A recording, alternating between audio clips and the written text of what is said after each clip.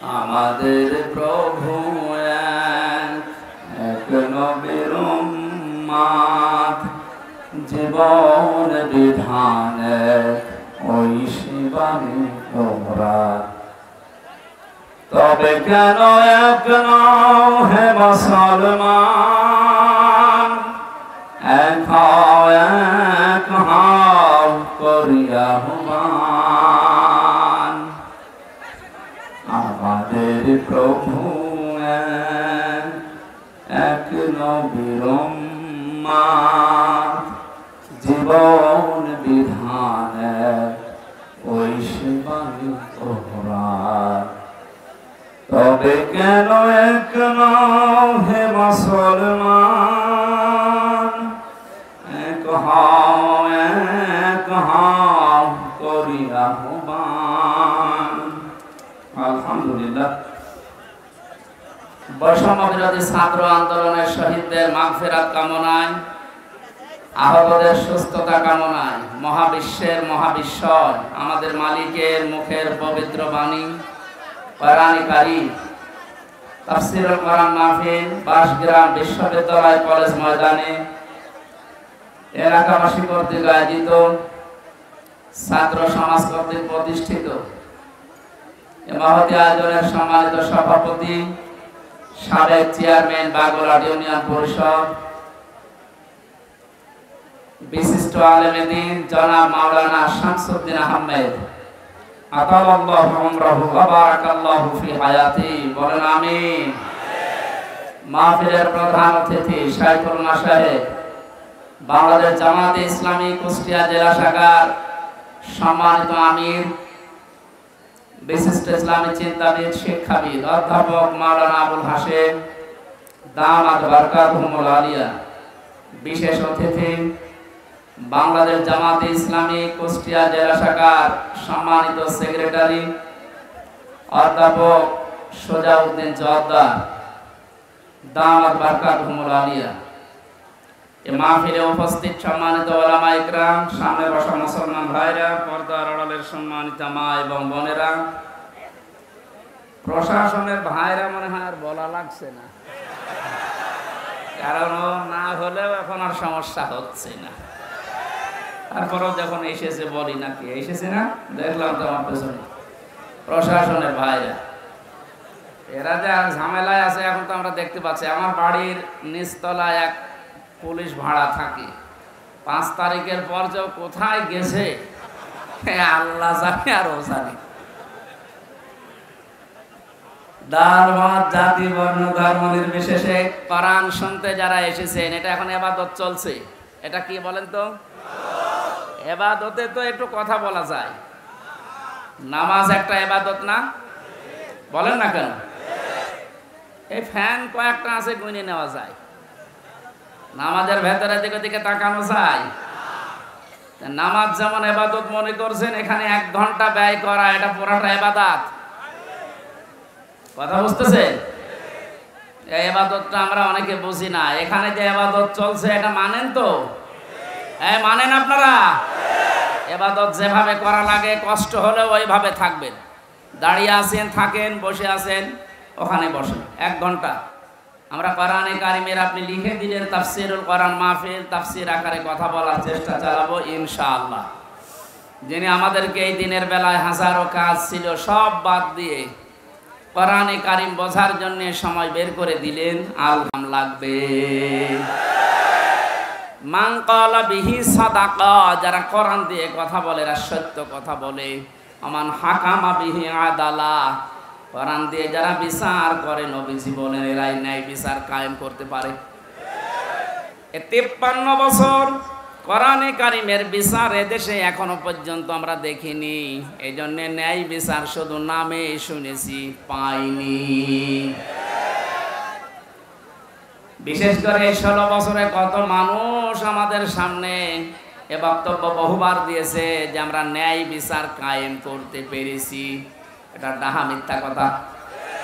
ন্যায় বিচার কায়েম করা সম্ভব তখন যখন কোরআনে কারিম এদেশের সংসদে চলবে।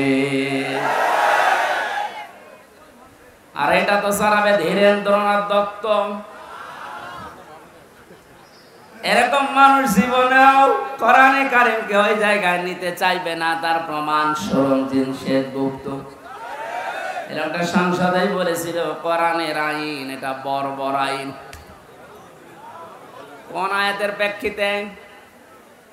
সূরা মায়েদার 38 নম্বর আয়াত যখন সংসদে কে যেন বলেছিল, ওই সময় দেখলাম রিয়েক্ট করেছে, আস-সারিকু ওয়াস-সারিকাতু ফাকতাউ আইদিয়াহুমা জাযাম বিমা কাসাবা নাকালাম মিনাল্লাহ ইলা আখির আয়াত। আল্লাহ পাক বলেন চর পুরুষ হোক আর নারী হোক, সাক্ষ্য প্রমাণে যদি ধরা পড়ে তাহলে তার হাত কেটে দাও, এটা দুনিয়ার শাস্তি। এই লোকটা এই আয়াতকে বড় বড় আইন বলেছিল, কারণ হচ্ছে তার ওই যে কালো বিড়াল পাওয়ার পরও বলেছিল না হবে না, প্রমাণ করার জন্যে তদন্ত কমিটি গঠন করে প্রমাণ হয়েছে, হাতে নাতে ধরা পড়ার পরেও আবার কিসের দুর্নীতি দমন কমিশনের হাতে দেওয়া লাগবে, কিসের তদন্ত কমিটি গঠন করা লাগবে।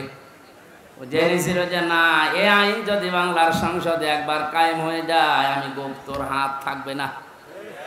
এখানে গুপ্ত মার্কা যারা, তারা কোনোদিন চাইনি এ দেশে কোরআনের এই আইনটা সংসদে যাক।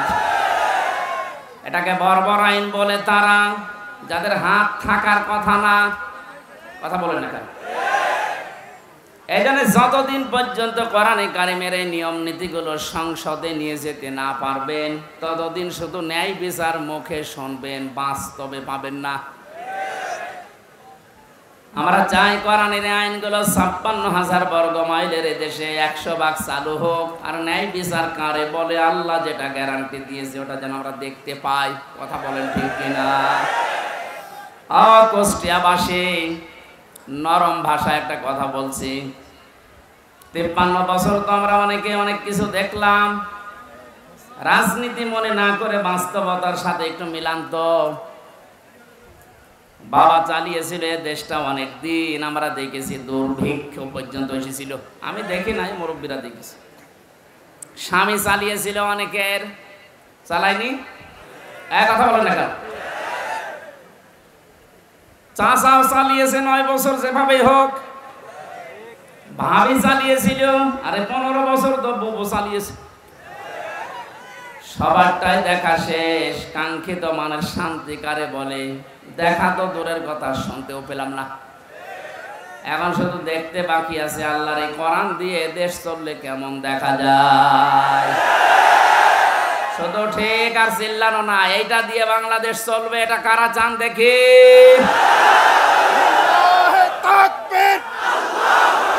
আল কোরআনের আলো সংসদে জালো, বাংলাদেশ জামাত ইসলামী আল্লাহু আকবার।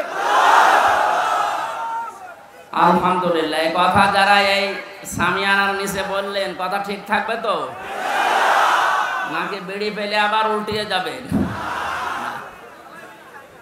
মানিত্তাবাল হুদা বিগাইরিল কোরআন আদাল্লাহুল্লাহ, তিরমিজি শরীফের হাদিস। নবীজি বলেছেন কোরআন যদি কাউকে পরিবর্তন করতে না পারে, আর কোরআন বাদ দিয়ে পৃথিবীর কোন জায়গায় যদি কেউ ভালো হওয়ার নিয়ত নিয়েও যায়, আল্লাহ নিজে তাকে দায়িত্ব নিয়ে গোমরা বানিয়ে দেয়। এই জেলাকে বহু ভালোবাসি, আমার মাতৃভূমি এই জেলা কুষ্টিয়া। খুব ভালো করে শোনেন কুষ্টিয়ার মানুষেরা, কোরআন যেখানে নেই ওখানে গেলে আপনাকে খারাপ বানাবে। হামজা বলেন আদাল্লাহুল্লাহ, আদাল্লাহ ইউদিল্লু, বাবে ইফআল থেকে এসেছে। যদি নবী দল্লা ইয়াদিল্লু দিতেন তাহলে বাংলা অর্থ দাঁড়াতো যে আপনি নিজেই নিজেকে খারাপ বানিয়ে ফেলেছেন।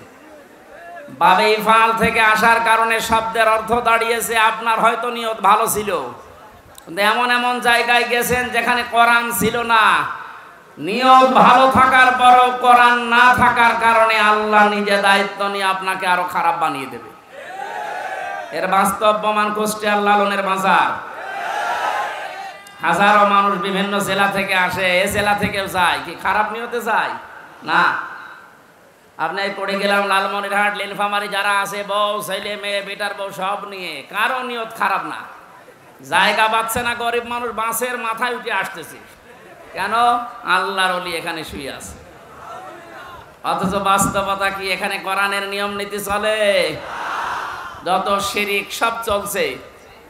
এমনকি আমার যতটুকু বাস্তব দেখা, সারা দেশে কুড়িয়ে আপনি যে কয় মন গাঁজা না পাবেন, এ মাজারে তার থেকে বেশি গাঁজা পাওয়া যায়। পুলিশ পাহারা দিয়ে আরো গাঁজা খাওয়ায়, খান। এই হচ্ছে আল্লাহর ওলির অবস্থা। এখানে কোরআনের কোনো নিয়ম নীতি নেই। সুতরাং আমরা দেখতে পাচ্ছি কি, মানুষ ভালো হওয়ার নিয়তে আসার পরও আগে বিড়ি খাইতো না, এখন বিড়ি খায়। আগে গাঁজা খেত না, এখন গাঁজা খায়। ওকে ভালো হয়েছে না খারাপ হয়েছে? ওকে খারাপ বানিয়েছে হামজা। কে বলেন? এ কথাটাই, হাদিসটা 100 ভাগ মানেন তো? হেদায়েত দেওয়ার একচ্ছত্র মালিকানা যেহেতু আল্লাহর, আর উনি জানিয়েছেন আদাল্লাহুল্লাহ, আমি নিজে তোকে খারাপ বানাবো। কুষ্টিয়াবাসী আমরা কোরআনের এই চোখ, হাদিসের চোখ লাগিয়ে দিয়ে যারা দেখতে পাচ্ছি, আজকে আপনাকে সতর্ক করার জন্য এসেছি। খুব ভালোভাবে খেয়াল করেন, কোরআন যেখানে নেই ওখানে গেলে আপনি নিজে খারাপ হবেন না, আপনাকে খারাপ বানানো হবে। আর এর কর্তা হবেন কে? বলেন। সুতরাং এটা বিশ্বাস যদি 100 ভাগ করে থাকেন, সিদ্ধান্ত নেওয়া যায় না যে কোরআন যেখানে নেই ওখানে আমি যাব না। বলেন। আরো নিচে নামবো? ঠিক আছে, নামলাম।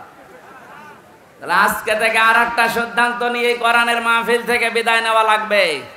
এই বাংলাদেশে যত রাজনৈতিক দল আছে, যে দলে কোরআন নেই, কোরআনের কর্মসূচি নেই, ওই দলের প্রতিষ্ঠাতা আমার বাবা হলেও আমি ওখানে নেই। এটা ঠিক রাখবেন। কারা দেখি? লিল্লাহে তাকবীর। এই আন্দাজ হাত তুলবেন না। দেখেন তো, হাত তোলেনি কে? দেখেন তো।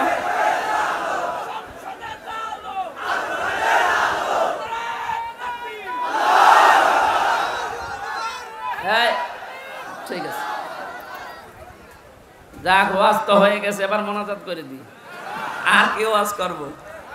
এর উপরে আর কোনো ওয়াজ আছে? এইটা যদি আমার মনে হয়, কালকে আমি চুয়াডাঙ্গা ছিলাম শহরের পাশে, ওখানে মনে হয় NSI রিপোর্ট দিয়েছে যে 5 লাখ মানুষ ছিল। এত মানুষ হয়েছে, আমার জীবনে আমি অত মানুষ দেখি না এক জায়গায়। কালকে ওই জায়গায় যে হাত তুলেছে, আমার মনে হয় ওই মানুষগুলো যদি আগামী সময়ে এই কথাটা ঠিক রাখে যে যেখানে কোরআন নেই সেখানে আমি নেই, তাহলে এই দেশে আমার মনে হয় কয়েকটা দল বাদ দিয়ে বাকিগুলো সব আউট হয়ে যাওয়ার কথা। এই 5 লাখ মানুষ কালকে হাত তুলেছে, এর ভেতরে অন্তত যদি 1.5 লাখও ঠিক রাখে, তাও তো ওই আসনটা অন্তত কোরআনের হাতে চলে যায়। 1.5 লাখও ঠিক রাখবে না, দেখবেন বিড়ি আর বাকি জিনিস সব আল্লাহর রাস্তায় চলে গেছে। তা আমরা কুষ্টিয়ার মানুষ, আমরা চুয়াডাঙ্গা না, আমার চরিত্র অত ঝামেলা নেই। আমরা ইনশাল্লাহ ঠিক রাখবো। বলেন। যত জেলায় গেছে, হাদিসটার ব্যাখ্যা যত জায়গায় করেছি, আমার মনে হয় মানুষগুলো যদি যারা হাত তোলে শুধু, এরাও যদি ঠিক রাখতো, তো বাংলাদেশে সেই 11 সালের পর থেকে যা শুরু হয়েছে আমার আলোচনা, ওই সময় দেশে ইসলাম কায়েম হয়ে যাওয়ার কথা। কোরআন নেই, আমি সেখানে নেই, তাহলে কোন দল টিকবে? আগে দেখবেন যে কোরআনের কর্মসূচি এই দলের ভেতরে আছে কিনা। অনেক দলের ভেতরে আমরা কোরআন দেখতে পাই, কিন্তু কোরআনের আয়াত পড়ে চলে যায় বাইপাস কাটিয়ে অন্যদিকে। বিভিন্ন দরবার কেন্দ্রিক যে আলোচনাগুলো আমরা দেখি, আয়াত পড়ে ঠিক, কানে হাত দিয়ে সুর করে তেলাওয়াত করছে কুল হুয়াল্লাহু আহাদ। তাফসীর মাহফিলে, ওয়াজ মাহফিলে ইসালে সাহাবে আয়াতটা পড়ে, কারণ জানে যে আয়াত পড়লে তিনবার পড়লে এই সূরাটা 1 খতম কোরআন শরীফ পড়ার সওয়াব হয়, এই নিয়তেই পড়ে। পড়ার পরে বাস্তবতা দেখি, হে নবী আপনি বলেন আল্লাহ এক। এবার আস্তে করে কাটছাট করে চলে যাচ্ছে উনি কুষ্টিয়ার বাইপাস দিয়ে। এবার বলে নবী কোন নবী? নিজেই বলে নবী ফাতেমার বাবা। এ ফাতেমাকে? হোসাইনের মা। হোসাইন মানে আমার সাথে যে হুজুরটা থাকে ওইটা। হযরত হাসান হোসাইনের মা, হোসাইনের মা অনেকে করেছিলেন, হোসাইন শাহাদত বরণ করেছিলেন কারবালায়। এবার আপনাদেরকে আমি কারবালার ঘটনা শোনাবো মাত্র 2 ঘন্টা। আয়াত পড়েছিল কি? কুল হুয়াল্লাহু আহাদ, আর তাফসীর হচ্ছে কারবালার। তাও তো কারবালার যে 27টা শিক্ষা আছে ওইগুলোও যদি সামনে নিয়ে আসে তাও তো মানায়। এমন এমন কথা হোসাইনের নামে চালিয়ে দেয়, হাসানের নামে, যেগুলো কোরআন হাদিসের বাস্তবতা ইতিহাসে কিচ্ছু নেই, ও ভণ্ডরা সব বানায়। আর আমরা গ্রাম্য মানুষ বিভিন্ন জায়গায় বসে বসে শুনি আর বলি যে হ্যাঁ ওয়াজ হচ্ছে, এই তো ওয়াজ হচ্ছে। এখানে কোরআনে কারীম কথা বলে ঠিক, কিন্তু কোরআন থেকে যে কথা আল্লাহ জানাতে চেয়েছেন কুল হুয়াল্লাহু আহাদ দিয়ে তার ওয়াহাদানিয়তের কথা, তার একাত্মবাদের কথা, এই কথাগুলোর যদি আহাদুন শব্দের, ইলাহুন শব্দের ব্যাখ্যা আমরা জনগণকে সঠিকভাবে শোনাতে পারতাম, এদেশের মানুষ আমার মনে হয় অনেকে পরিবর্তনের চেষ্টা করত। কালকে 2 জন যারা মুসলমান হয়েছে চুয়াডাঙ্গায়, অশিক্ষিত মানুষ না, 2 জনে শিক্ষিত। ওখানে আমার শব্দের ব্যাখ্যা ছিল ইলাহ শব্দের সাইয়্যিদ আবুল আলা মওদুদী রাহমাতুল্লাহ আলাইহির, ওনার একটা লিখিত বইয়ের উপরে কালকে আলোচনা ছিল আমার। উনি ইলাহ শব্দের ব্যাখ্যা যেভাবে করেছিলেন, ওই শব্দের অর্থগুলো বাস্তবের সাথে যখন মিলিয়েছি, বলে একটা হিন্দু, তার কট্টর হিন্দু, খুব যত্ন সহকারে পূজা করে। আমাদের মুসলিমদের ভেতরে প্র্যাকটিসিং মুসলিম যেমন খুব বেশি অ্যাক্টিভ ভাবে যারা ইসলাম মানে, এই রকম লোক একটা। কথা শেষ করার পরে আমি জিজ্ঞাসা করেছিলাম যে কি আপনি মুসলমান হয়ে গেলেন কেন? আপনি যেভাবে বুঝিয়েছেন আমি এতদিন পর্যন্ত ভাবি নাই, কারণ আমরা এইভাবে পড়াশোনা করার সুযোগ পাই নাই। আমাদের যে ধর্ম, ওই ধর্মে আমাদের কিতাবগুলো আমাদের পণ্ডিতরা ছাড়া, ধর্মের গুরু ছাড়া আমাদের পড়তে দেয় না। ইলা শব্দের যে অসারতার ব্যাখ্যা দিয়েছিলেন যে পৃথিবীর বহু ইলা আছে, আন্দাজে ইলা দাবি করে থাকে, ওদের কোনো কর্মক্ষমতা বাস্তবতা কিচ্ছু নেই। শেষ পর্যন্ত আমার বিবেকে নাড়া দিয়েছে, এই সত্যকে সত্য না মেনে মারা গেলে আমি নিজেকে ক্ষমা করতে পারবো না। দেন আপনি আমার ইসলামে দীক্ষিত করে দেন, জোরে বলেন সুবহানাল্লাহ। এজন্য আমরা কোরআনে কারীম যেখানে নেই, আজকে থেকে আপনি সিদ্ধান্ত যখন নিয়েই ফেলেছেন যে অন্য কোনো জায়গায় আর যাবেন না, আজকের এই মাহফিল আমার মনে হয় যদি ঠিক রাখতে পারেন হাতটা, এই আলোচনা, এই আয়োজন সাকসেস। জোরে বলেন সুবহানাল্লাহ। দরুদ আর সালাম পাঠ করে আজকের তেলাওয়াতকৃত আয়াত, যদিও এটা একটা সম্ভাবনা বাস্তবতা নিয়ে সামনে আল্লাহ আয়াতটা নাযিল করেছিলেন সূরা কাসাসের 85, 84, 83, 84 এই আয়াতগুলো।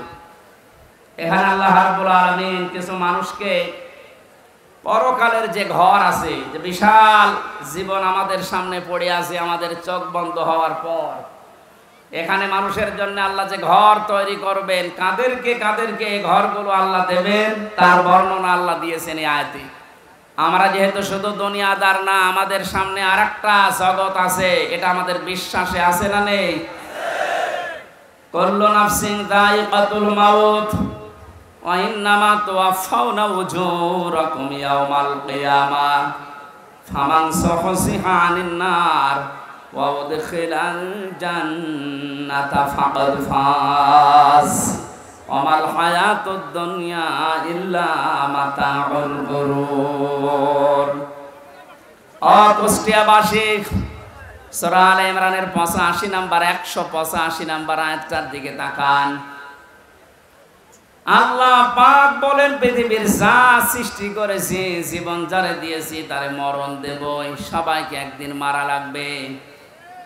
মারা যাওয়ার পরে দুনিয়ার জীবনে যে যা করেছে তার পারিশ্রমিক উজরত পুরস্কার আমি পরিপূর্ণ করে দেব। আমার তো মনে হয় একজন মানুষ যারা আল্লাহর প্রতি, পরকালের প্রতি বিশ্বাস হালকা পাতলাও আছে, এই মানুষের জীবনে আয়াতের দ্বারাই পরিবর্তন হয়ে যাওয়া সম্ভব। যে আমি যত কিছুই করি টাল বাহানা যাই করি আমার কিন্তু মরা লাগবে, এ বিশ্বাস মানুষের ভেতরে 100% তৈরি হলে ওর জীবন পরিচ্ছন্ন হতে আস্তে আস্তে সম্ভব। কারণ সে যা করছে এটা কিন্তু বাদ যাবে না। ফামাই ইয়ামাল মিসকালা দাররাতিন খায়রান ইয়ারা ওয়া মাই ইয়ামাল মিসকালা দাররাতিন শাররান ইয়ারা। কোন মানুষ যদি যাররা পরিমাণও ভালো মন্দ কাজ করে দুনিয়ায়, কিয়ামতের দিন সে পাবে কি পাবে? এর আগে যত তাফসীর আমি দেখেছি, পুরাতন ওল্ড তাফসীর, মুফাসসিরিন গ্রামে ইয়ারা শব্দের ব্যাখ্যায় দিয়েছেন যে কিয়ামতের দিন আপনাকে দেওয়া হবে, এতটুকুই শেষ। আধুনিক তাফসীর যারা বের করছেন, দেওয়া হবে এখানে লেখা নেই, ইয়ারা মানে চোখ দিয়ে দেখা। দুনিয়াতে আপনি ভালো মন্দ যাই করেন না কেন, যতটুকু করেন কিয়ামতের ময়দানে ওইটা আপনাকে ভিডিও ক্লিপ আকারে আল্লাহ দেখাবে। জোরে বলেন আল্লাহু আকবার। এটা যদি 100% কেউ বিশ্বাস করে, সে নিজের স্ত্রী বাদ দিয়ে কোনোদিন হোটেলে রাত কাটাবে? এদেশে কাটাচ্ছে না? কথা বলেন না কেন? 5 তারিখের পর থেকে আজকে এই 9 তারিখ, এই কয়েকদিনের ভেতরে আপনি দেখেছেন কি অবস্থা। যত যত বড় বড় মহারথী দেখতাম, ওদের চরিত্রতে এত নিচে নামতে পারে আমার বিশ্বাস ছিল না। বিশেষ করে দরবেশ তাহলে এত নিচে নামবে, অন্যের বউ ভাগিয়ে উল্টা পাল্টা কাজ চালিয়ে যাচ্ছে। দাড়ি কেটে নম হয়ে গেছে, তাহলে বোঝা যাচ্ছে দাড়ি এটা আসল দাড়ি না, জনগণকে ধোঁকা দিয়ে বোকা বানিয়ে টাকা পয়সা আত্মসাৎ করার দাড়ি এটা। অনেকে বিভিন্ন এরকম মেকি কাজ করে আমি দেখেছি। কুষ্টিয়ানা হালসায় যেন ওই যে 12 সাল 11 সালের দিকে এক দোকানে তেল নিচ্ছে এক লোক, দেখলাম বারবার তেলে মাপে কম দেয়। ঘুরে এসে ওরে বললাম, চাচা আপনি একটা কাজ করলেন কেন? আপনি বারবার তেল মেপে দেন, ওই লোকটা তো বসে নাই, একটু আলা ভোলা। তা আপনি এসে তো টের পান যে কি করলেন। কিছুক্ষণ আগে নামাজ পড়ে আসলেন, টুপি এখন আপনার মাথায় আছে, আর আপনি বারবার ওজনে কম দিচ্ছেন। নামাজ পড়ার এই হাল। পকেট থেকে একটা সাদা টুপি বের করে বলছে, বেশি বজো, এটা আমার তেল বেচা টুপি আর এটা নামাজ পড়া টুপি। আমার মনে হয় দোকানদার যা করেছিল এই 15 বছর পরে দরবেশ ঠিক এইটাই করেছে। বৃষ্টি হচ্ছে নাকি?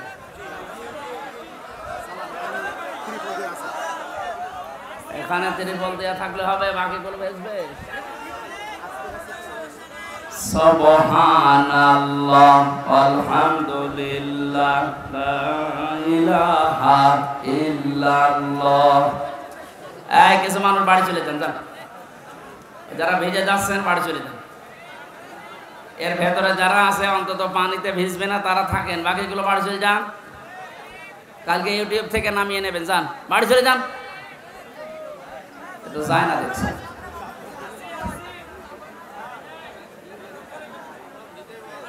এজন্য এই আয়াতটা আমাদের প্র্যাকটিক্যাল লাইফে সেট করা দরকার এখন থেকেই। এমন কাজে আনবার পরে যেন ওটা দেয়।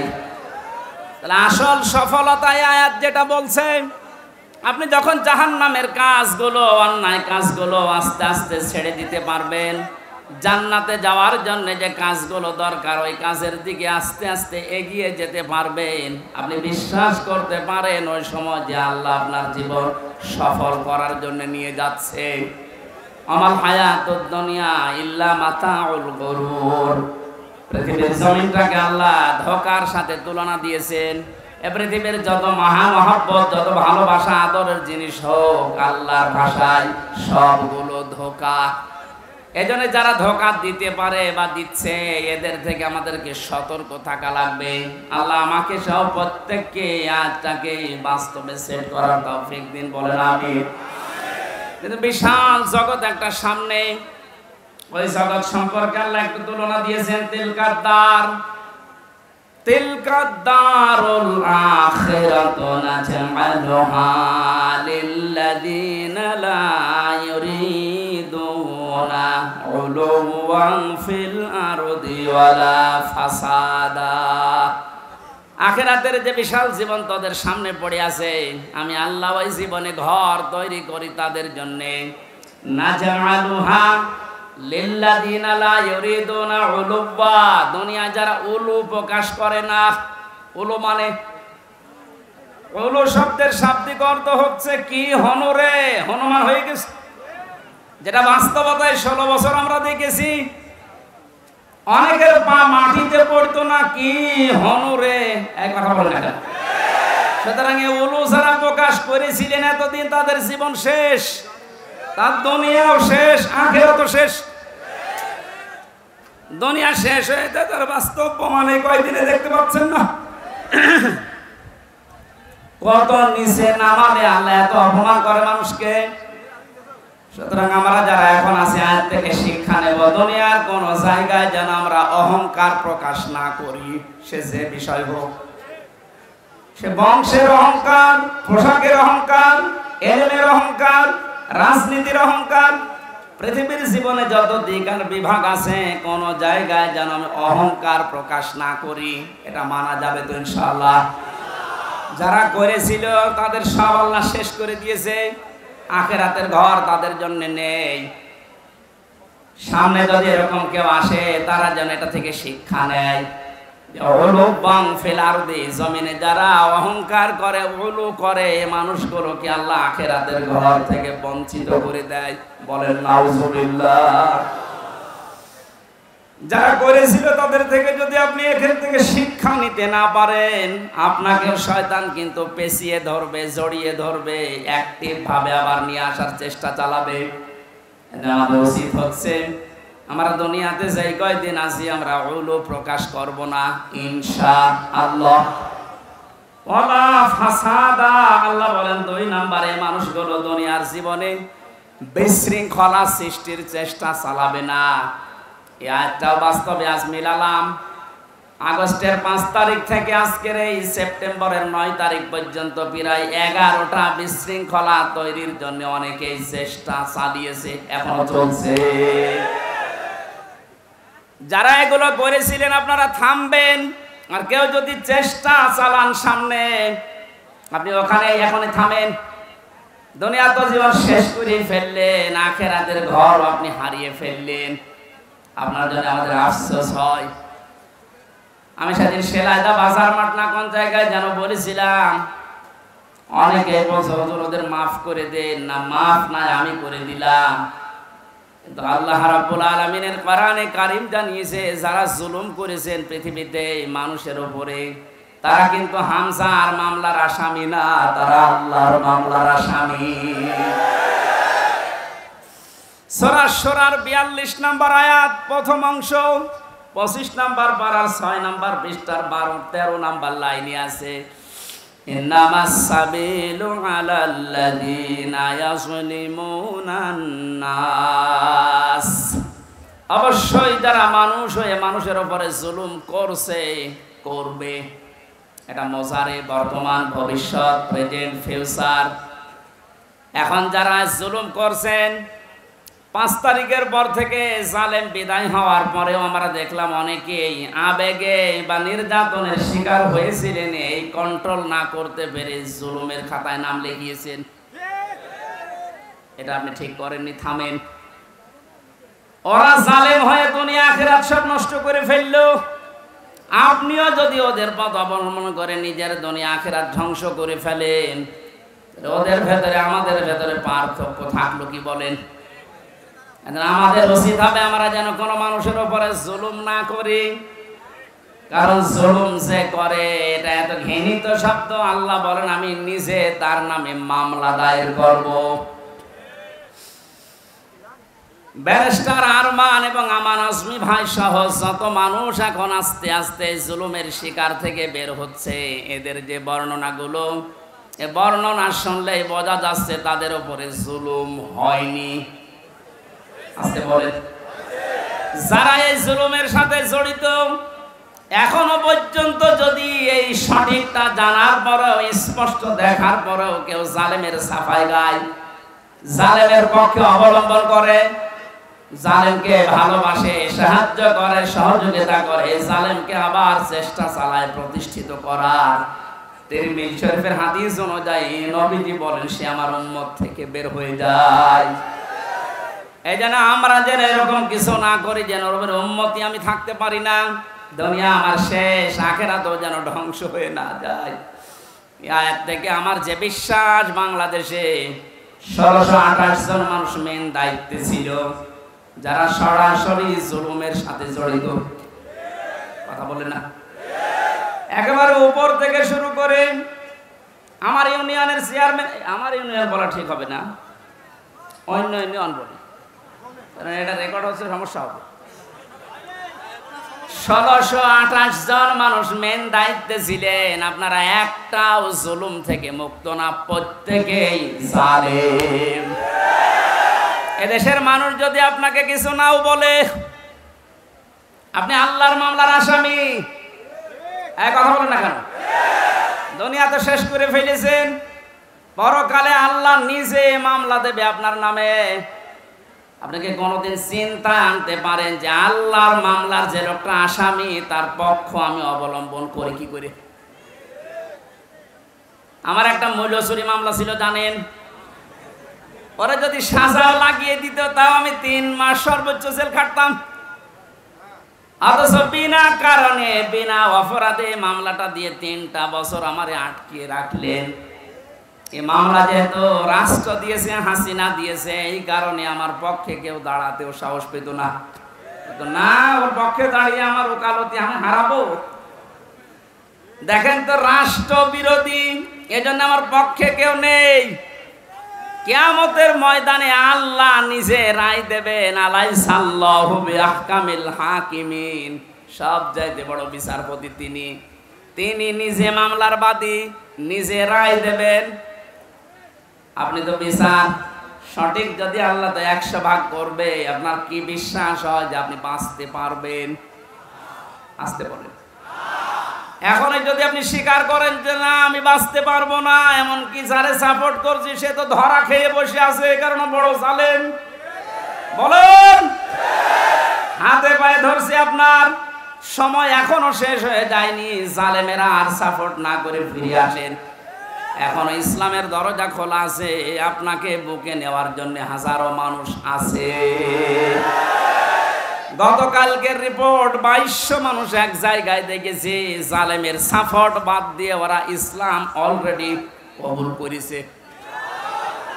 তাহলে ওরা এতদিন জানতো যে আমরা নামে মুসলমান, কামে মুসলমান ছিলাম না।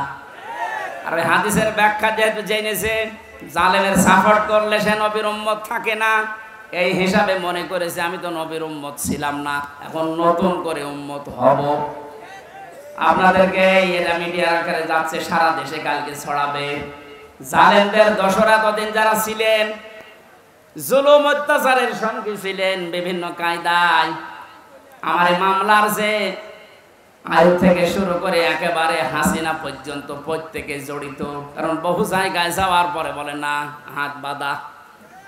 কয়েকদিন আগে আমার মামলা ঢিসমিস করে দিয়েছে আদালত। আমার মামলাটা দেখার পরে বলছে কি দেখে মামলা করব, কোনো মাল নেই।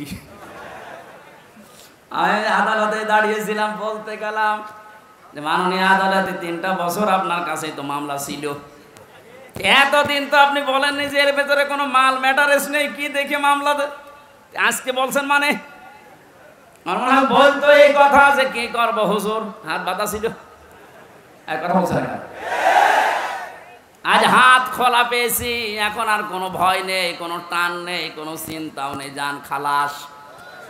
এখান থেকে আমি 2টা বিষয় বের করেছি, আমাকে খালাস দিল মানে আমি নির্দোষ। একবার হলো না, আমার মোবাইলটাও ফেরত দিয়েছে 3 বছর পর। এটা তন্ন তন্ন করে খুঁজেছে, যে মামলা দিয়েছিল তার সাথে কিছু পাওয়া যায় কিনা দেখি।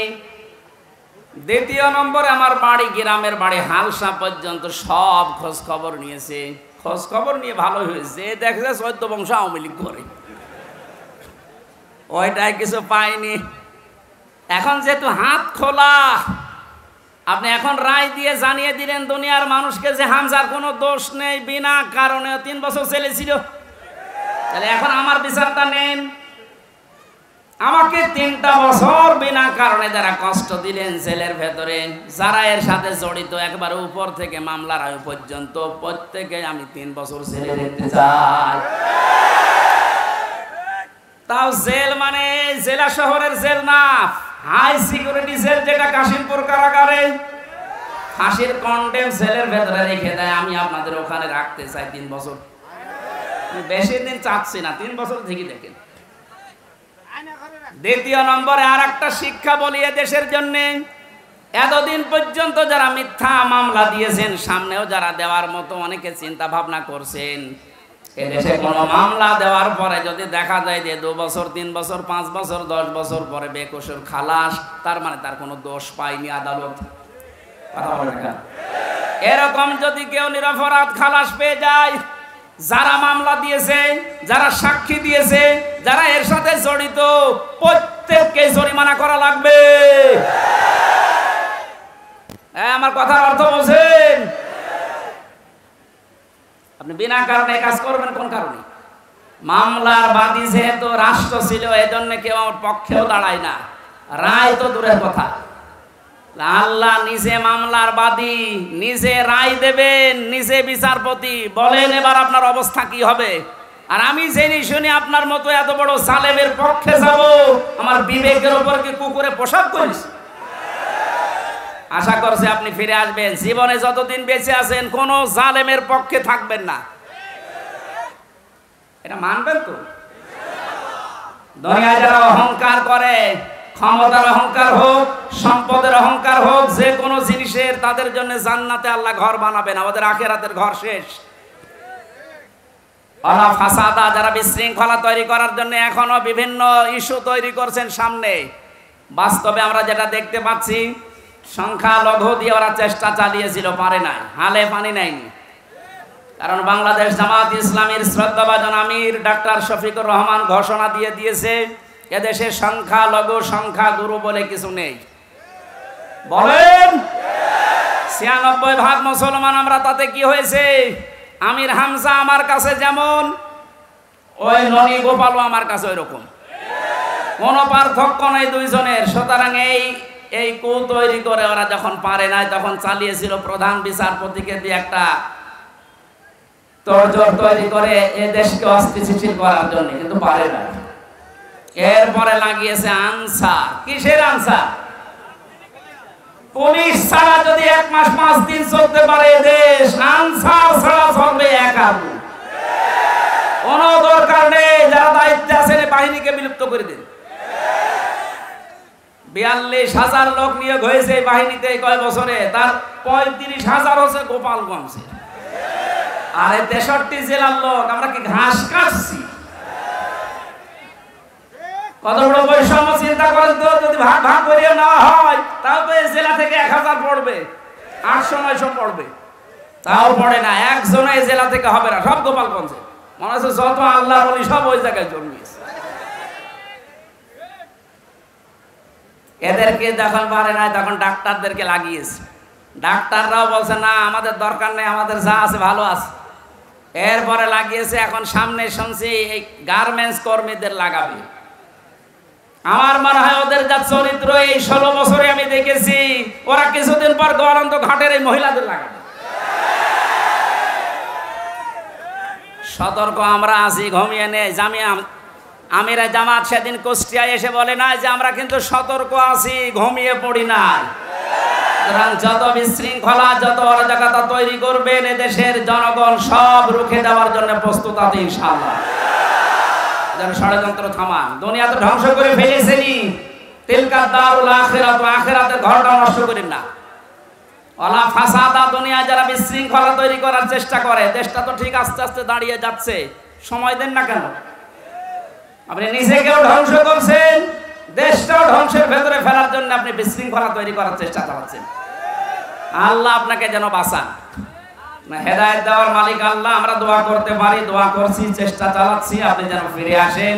কারণ বহু জালেম অলরেডি ফিরে এসেছে, জালেমের দর্শকরা এখনো আস্তে আস্তে ফিরে আসার চিন্তা দেখছি নিচ্ছে।